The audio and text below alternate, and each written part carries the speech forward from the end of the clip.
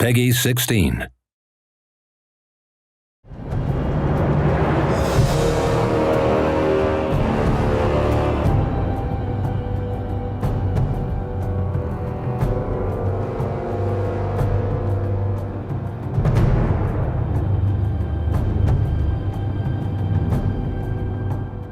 My name is Atle Fagersten. I'm the producer at Palindrome Interactive, and we're developers of Immortal Realms Vampire Wars. In a nutshell, it's a turn-based strategy game that combines empire management, turn-based combat with a unique card twist that we really feel sets it apart from other games. It makes it a little bit more approachable without losing the hardcore values that the strategy game market really requires.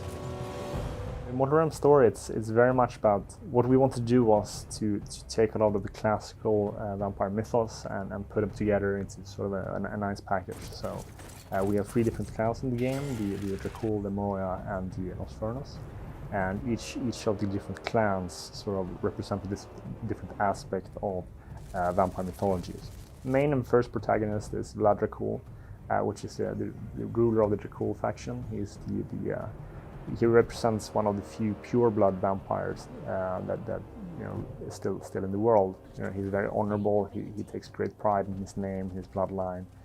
He has ruled Warmont for a number of years, quite a long time, and his main objective is keeping his realm safe and sound. And his wife Cecilia is also one of the main protagonists of the game. She's much more of a warrior than he is actually. She's much more of a hunter. So she doesn't really have the sort of noble, honorable nature to her. She has part of it, but not to the same extent. And she's much more keen to go out there and do things rather than ruling from a safe distance. Dracul are very much based on the Dracula sort of mythology about Count Dracula ruling Transylvania and sort of living in synergy with humans. It's very much about ruling them, and sort of he has noble intents, but of course, being a vampire doesn't really match always with the the human's morality. And then we have the Moria, which are sort of the treacherous vampires, the noble vampires. So that represents a completely different aspect as well. They're very high society.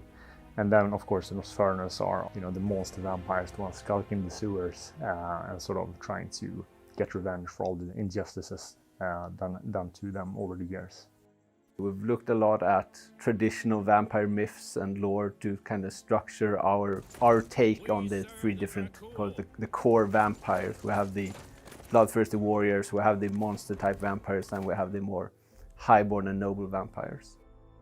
For this game, we started with developing or setting the baseline of the characters we wanted. We're like, this is Vlad Dracul, he's a leader of the Dracul clan, this is kind of how he is as a character, and we did that for most of the main characters, and then we started working on the story and developing basically the game at the same time. So it was a bit of a back and forth of, all right, what works narrative-wise, what can we do gameplay-wise? So there was a back and forth there constantly with balancing what is this character's motivation, what do we want to tell, what kind of story do we want to tell here, and what can we actually do in-game.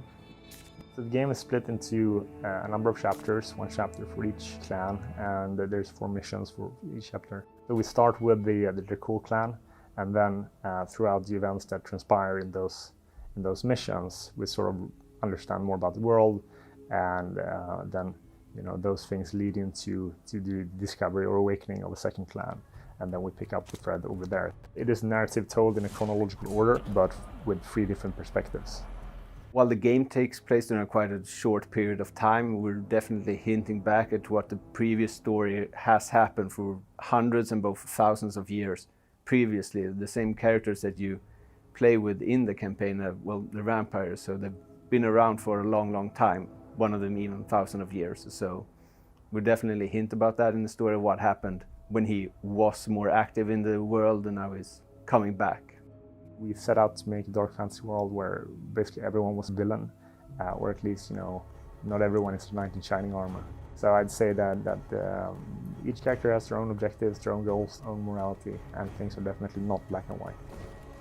As I've repeatedly been told, like Scandinavia and Sweden is cold 6 months out of 12, so we have a lot of experience with darkness.